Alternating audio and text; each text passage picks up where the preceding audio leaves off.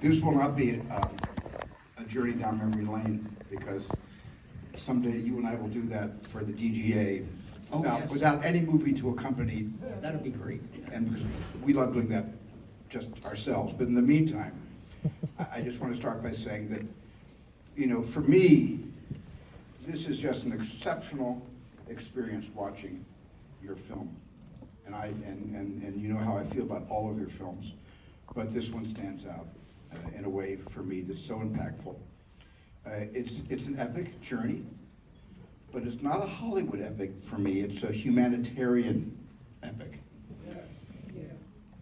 I think you demonstrated such sensitivity to the Osage customs, their spoken language, their music, their deep faith in Wakanda, beginning with, you know, the first opening scene where they hold up the berry pipe and they put it down, and then the oil rises as the pipe goes into the ground. And the irony that Osage means the chosen people of chance, which turns out to be, with the discovery of oil, both a blessing and a curse.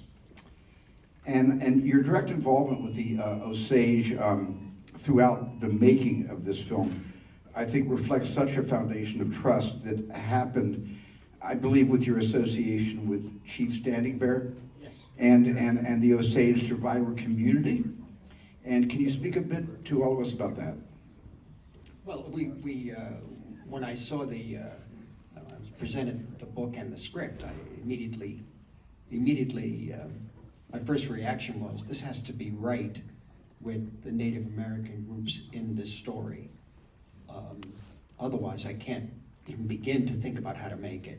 And once they understood that, I said, it's got to be straight. I mean, you can't. We have to find out what this is, who they are, what the culture, delve into the culture, the spirituality, all of that, the rituals and all that, which ultimately, I was very, very concerned because I didn't really know as much. I had an encounter in the early 70s with the Pine Ridge Reservation.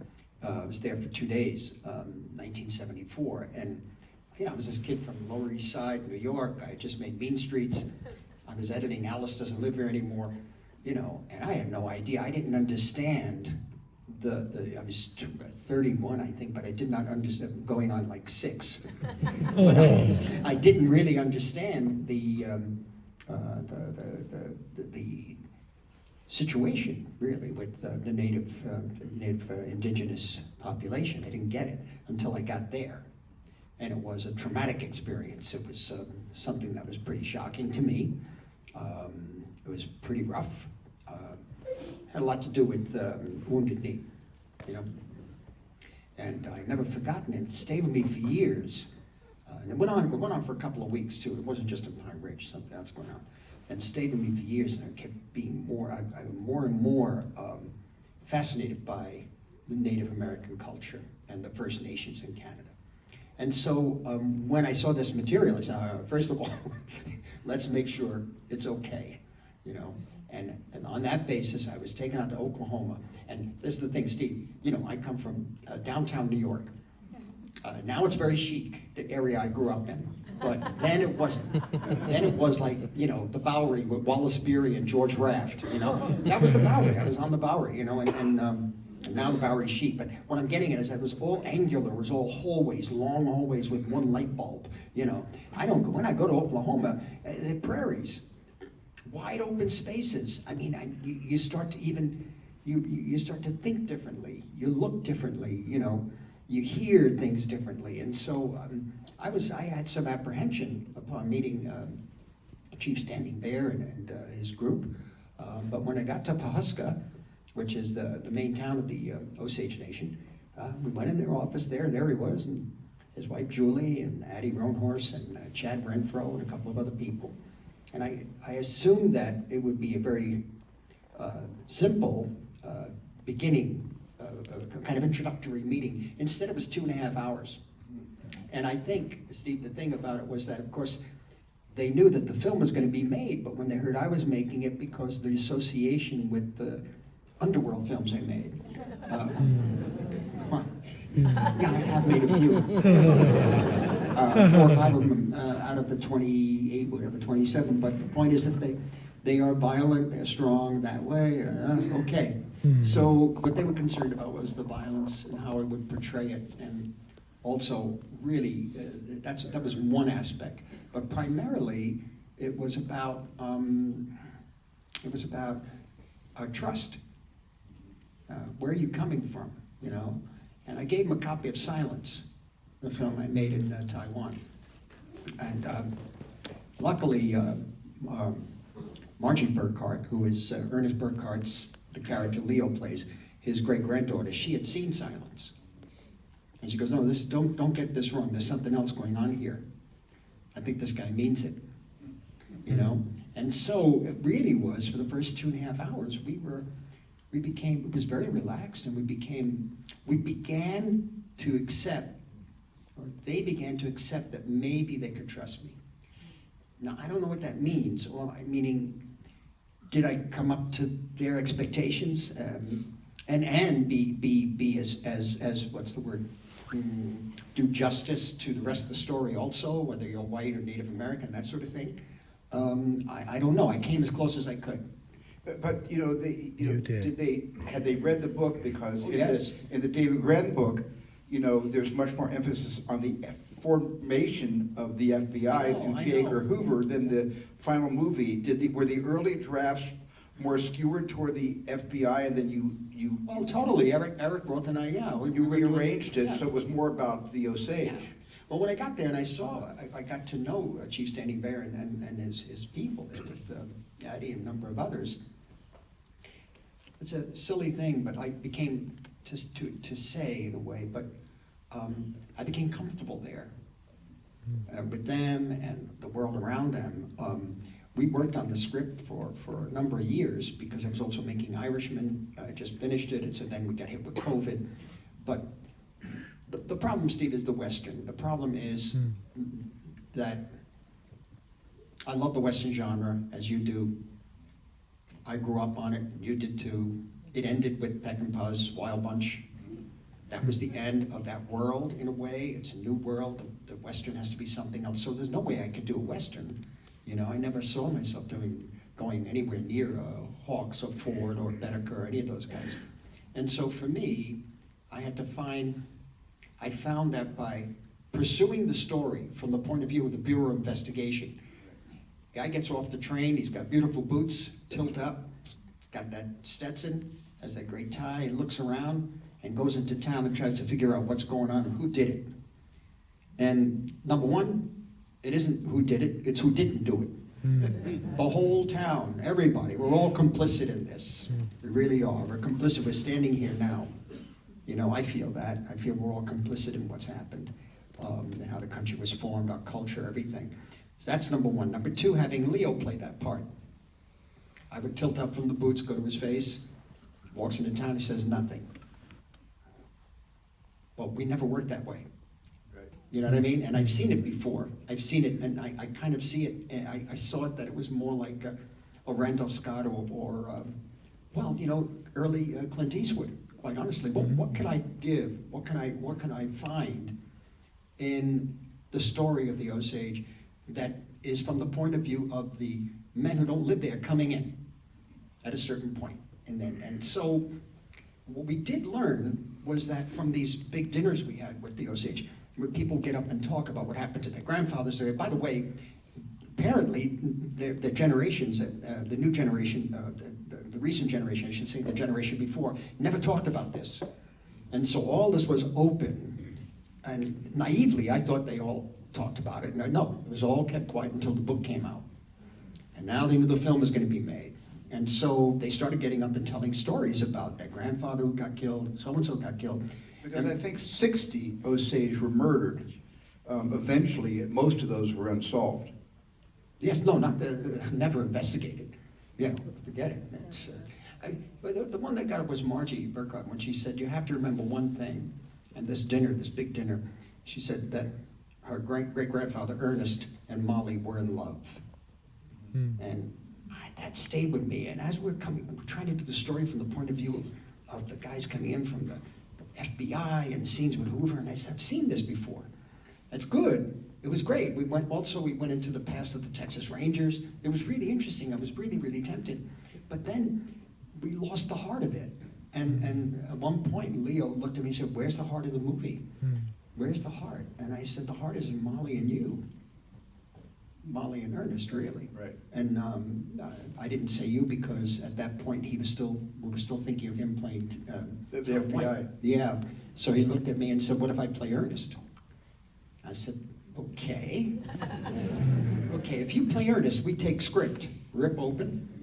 And instead from the outside in, we're going from the inside out. And we're like on the ground, and scene after scene would be relentless. You know, until, as you say, until Jesse Plemons arrives. Right, right. When Jesse Plemons arrives, what arrives with him is the hope of justice. And for me, what arrived with Ernest was I kept hoping for Ernest. I kept praying and hoping that he didn't know the insulin was laced with arsenic. I kept hoping that he wasn't that complicit in a woman that he truly loves, but he's torn by the righteousness of King. I mean, it's so complicated, it's so complex, but they work so well together. I mean, it's so amazing to see Bobby D and Leo D in this film together. I just realized Bobby D and Leo D. But this is your 6th collaboration with Leo, and your 11th with Bobby, and you're only 3 films shy of tying the record with John Ford, who directed John Wayne 14 times. So you can't quit yet with Bobby. Well, I mean, with Leo, 6 films, it's just that I found that we have like minds, so to speak. I mean, there's 30 years difference. And hey, here's the thing, he wasn't afraid to go, let me put it this way. He was justifiably afraid to go into Ernest. In other words, he knew he was walking into the fire, in a way, because how are we going to play this? It's we, all of us. How are we going to play this guy? You know, he's so weak. Are you ready to portray somebody like that who, what? He's weak, and he is pretty much delusional. He really is delusional. He really thinks that consciously feels that King Hale, his uncle, would never let harm come to him, or really Molly. Molly may die because of diabetes, whatever, but it's never going to come down to that. Subconsciously, he knows it will. And you see it in every frame in his face, Leo, particularly towards the last sequences. He knows, and he keeps going forward out of fear and weakness, sort of like the character that in the film I made, Silence, with Kichijiro, the guy who kept stepping on the image of Jesus, and then coming back and asking the priest to forgive him. And then he rats the priest out to the authorities, and then he goes to the priest and says, forgive me. You know, I kept thinking, because I kept trying to hang, I wanted to like somebody in that town. You know, I mean, I loved all the Osage, everybody. I wanted to like somebody in the town, and I kept hanging on to how could I like Ernest. And at one point, I kept thinking that Ernest had a similar quality to Lenny Small in Of Mice and Men. Oh yeah, you know, And that was kind of my way into Ernest, because in a way, you know, this film and a lot of other films that you've made kind of, you know, force the audience to rediscover their own moral compass. And I'm just going to jump to that question really quickly, because I'm interested in that. And that really is that what draws you to men in your movies that are hard to root for? Because as an audience, our moral compass is being tested constantly. And in this film, you have 2 guys who cause us to interrogate ourselves from the very, very beginning. And especially when we start to feel something like hope for Ernest, which I did. And other characters in your films, Jake LaMotta and Travis Bickle and Colin Sullivan, you know, The Departed and Henry Hill and Goodfellas, you know, Jordan Belfort and Wolf of Wall Street. The Godfather did this too with the Corleone family very, very successfully. And so my question, Marty, is what is it that attracts you to the dark side of nature, human nature, and then to the justice you deliver in the final scenes of many of your films? I just, I guess it's really, after 50 years of all this, and I don't know how else to put it, I really thought I could be, and I mean a director. You know, imagine being in the old studio system and going in and doing different genres and that sort of thing.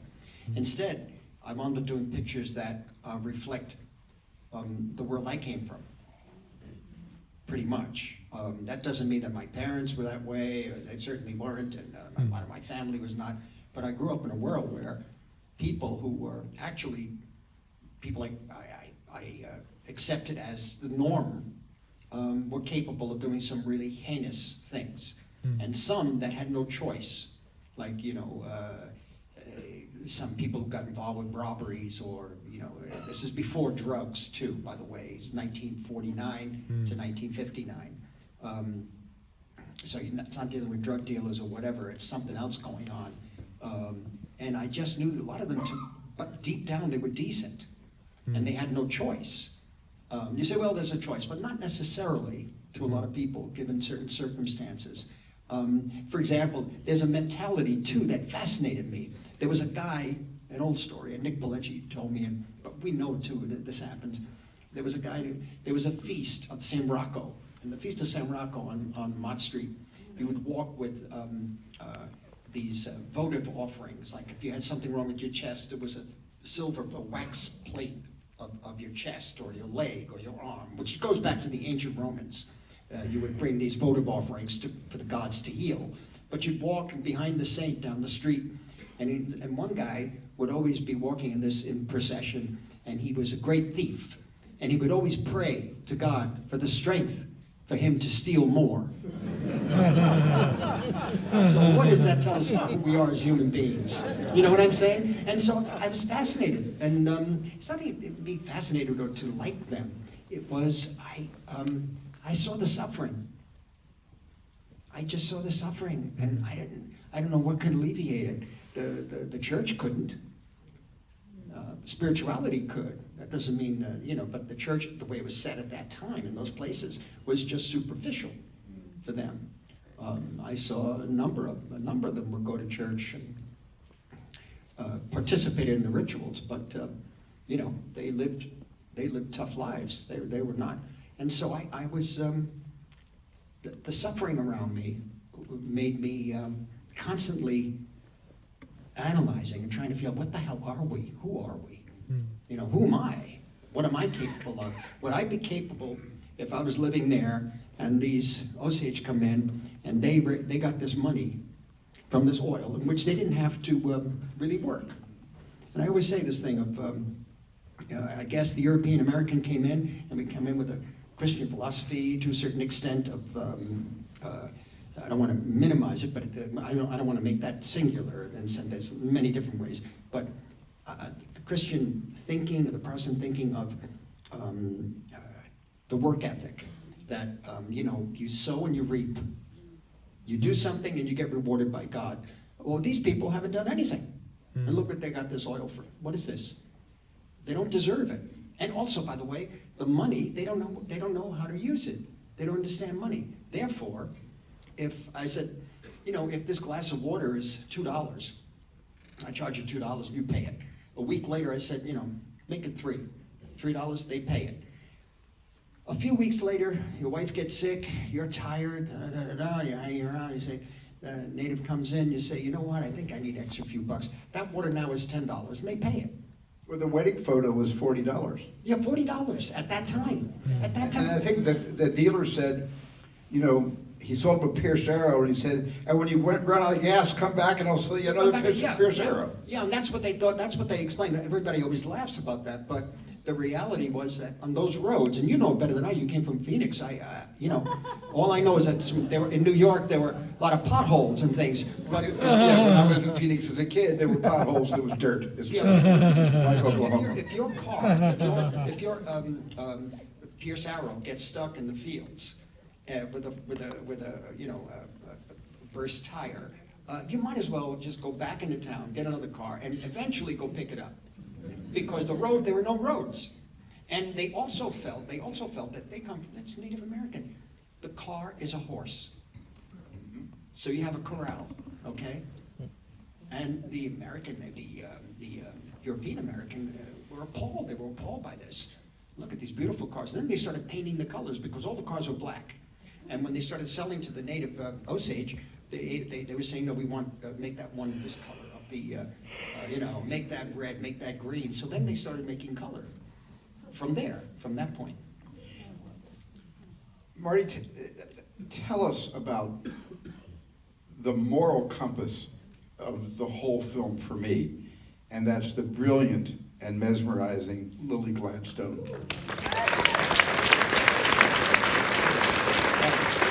I know that when you met with her, you had a very interesting, memorable first meeting. Can you talk about that? Well, we first met on Zoom, I believe. And I think it was, I had seen Ellen Lewis, I'd seen her in Certain Women, Kelly Reichardt's film. And she showed me the picture. I felt that she was an extraordinary performance in that film. I liked the film very much, like Kelly Reichardt's work. But I couldn't really meet. We met on Zoom at that time. And so I immediately sensed that she had the command of what we needed. She had the gravitas, and she also had a wry sense of humor. And there's that intelligence factor, which is interesting for how to play this role, and her own activism, I think, in Native American and Native American issues made me feel very, very excited. The problem was then COVID hit, and everything stopped for a year. Well, you actually shut down for a year, the pre-production? Well, yeah, we hadn't even really started pre-production. I don't really remember. I remember that we brought the script.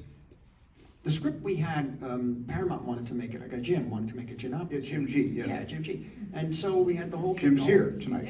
Yeah. But then we changed it. So they said, okay, listen, go ahead, do what you're going to do. Apple came in and Paramount came in to distribute the film. And so during that period, things were very, very blurry. I didn't even know if the film was going to get made, quite honestly. But we just kept pushing it and pushing it and pushing it, and trying that other version of the script in which Leo would play Ernest. The key then was to get Leo together with Lily. We had to do that on Zoom, and it was like, it's really important. We should do face to face. No, we got to do it on a Zoom. Immediately when we finished the Zoom, Leo buzzed me right back. Said, "She's great. We've got to do it." I said, "No, absolutely." The thing with Lily, she's here, I think, is I relied on her greatly, and I relied on her as a conduit to the Native Americans, to Osage, to all of them around. And even to the point when she was learning the Osage. By the way, a lot of the Osage language is lost, but they're putting it back together, so to speak. And there was a teacher, Chris, and he was teaching her, and they taught Leo too. And also Bob De Niro, who liked it so much he wanted to do most of the film in Osage. And I said, no, you can't. Come on, Bob, you get it. This is a great language. Just you guys, yeah, but it's so cool, anyway. But she would hear stories from Chris, for example, a story about the coyote and the whirlwind. Which is a folk story of the Osage, in which the whole idea of calling Leo's character Ernest the coyote, and the scene in the car, for example, he's driving her, he's a taxi driver, and she speaks in Osage, and he says, "Oh, what are you saying?" And she continues speaking Osage. She goes, "I don't know what it was, but it must be Indian for handsome devil." And that was an improv, and she really reacts, laughter, and that's genuine. And that's, I think, that moment on screen is you could see the relation between not only Ernest and Molly, but also Leo and Lily. Yeah. And how they just go from that moment and then sort of trusting each other in these scenes and working off each other. But many of the suggestions came through Lily and came through Chad Renfro, and came through all the people who were working with the Osage in front of the camera and behind the camera. Yeah, because, you know, Lily was able to, with just a glance or just a look away, she had such an inner life and an inner monologue. I could almost read her mind about how she was feeling about you know, Ernest and about her sisters and her fear that Anna was going to go too far one day. And I also think the supporting players, just the faces of the entire supporting cast. The sisters are all incredible. The mom is amazing. But you cast locals a lot of the time also, and you also had some performing artists like Sturgill Simpson and Charlie Musselwhite is in the movie. Yeah. But they all look not of our time. You know, it looks like you and Ellen Lewis, the casting director, got into a time machine and went back into the early 20th century to cast the movie. With his Stetson hat, man, it was great. You know, it was amazing. And who is the leader of the Osage Tribal Council of the 25 original families? And that amazing monologue he has. Well, yeah. That I was crying in that scene. That's That was extraordinary. Everett Waller. He is that way, Steve. That's the way he is. He's a big guy. And I go up to him and I reach like his chest, you know, basically. Everett, you want it? Yes, I'll do anything you say, sir. You know, but then it was like, it's your world. Just tell me what you want. Okay, Everett, if you come over here, yeah. All right, and the other guy is Yancey Redcorn. He plays Chief Bonnycastle. But what happened that day, there was the dialogue from Yancey talking about, well, 2 people of our group has been killed. We're going to send Barney McBride to Washington D.C. and all this going on. And it sounded like so much exposition, but not in a good way. Even though it was based on the actual council and what they said that day, I felt kind of, I don't know, I felt uncomfortable. It was very hot. And I asked Everett, because I knew he would do it. I said, I need a cutaway of some of the faces of the people listening to the council. Could you just do some off camera for me? By that point, I became more, he was approachable. Because he got to know me a little bit, he was approachable. A little less intimidating. Yeah. And he said, he just looked at me. And all of a sudden, I walk out, and I hear this noise, and De Niro comes running out. I say, you see what's going on in there? And I go back in, and he is haranguing off camera the group of people for reactions. And as soon as he stopped, I said, do it again, but only seated. Could you? He said, I think I can. And he sat down. I put 2 cameras down, and that was it. He went on. He improvised. Improvised all of it. He improvised all of it. You know, the babies. We wrote our warriors over the dead babies. You know, the Osage are dying. Do not let them die alone. And then the final line, which always moves me to tears, when he says, "We didn't ask for the great life. We just asked for life. We just asked for life." Is and that did it. We all froze. That's the scene. That's amazing. You know, that's amazing. I think he speaks for all, and when he goes on like that, and then he has a wonderful thing. Goes, "Thank you, Chief." Right. That's Walla, yeah, or Everett, but he couldn't come to the Cannes screenings and everything. He couldn't take the flying, I think. Just quickly, because I'm getting a little rap signal, but I want to talk a little bit about some of the imagery of your film. You know, Lizzie's mom and Lizzie both are visited by the harbinger of death, the owl, in both of those scenes. There's this imagery in this that I'll never shake off. I think one of the most beautiful things, images in the movie, is where when Lizzie dies, her ancestors come to escort her from this world and into the next. And then all of a sudden you see, when you cut back and she's gone and the family's around her. I mean, there's images like the little girl walking across the top of the coffin, the tradition.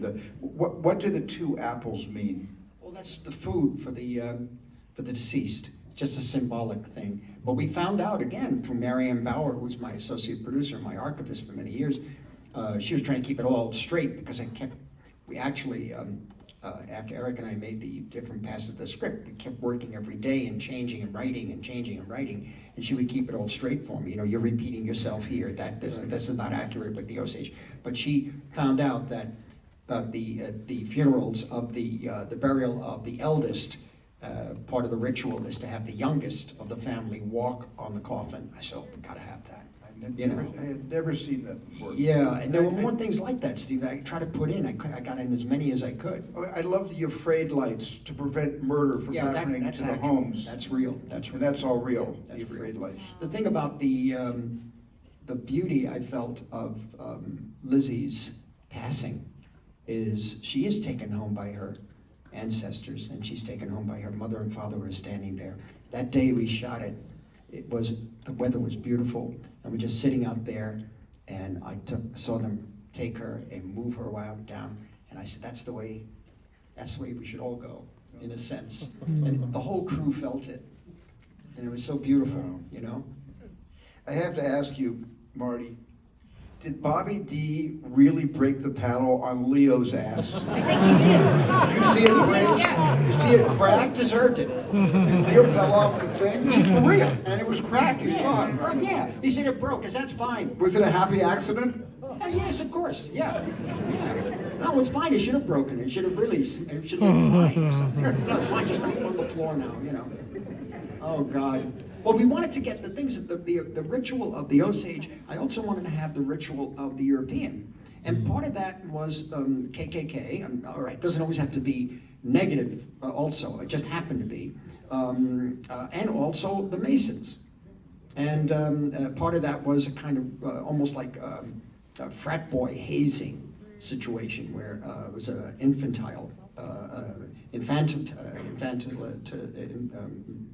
a kind of infantile action in a way, like treating him like a child. And so for me, I did more Masonic stuff, but I couldn't get it in the film the right way. Yeah, I did, because that was out of nowhere when that happened. And it was all about, you have to handle your woman. You're not handling her the way we need to. She's going to DC, and you let her. And it was shocking. It was amazing. Just a final question, Marty, and I could go on. Obviously, we could all sit here for a long time because I love this so much. How did you come up with the brilliant epilogue of the Lucky Strike radio album? And what were you intending? Well, the thing was that it's from the book.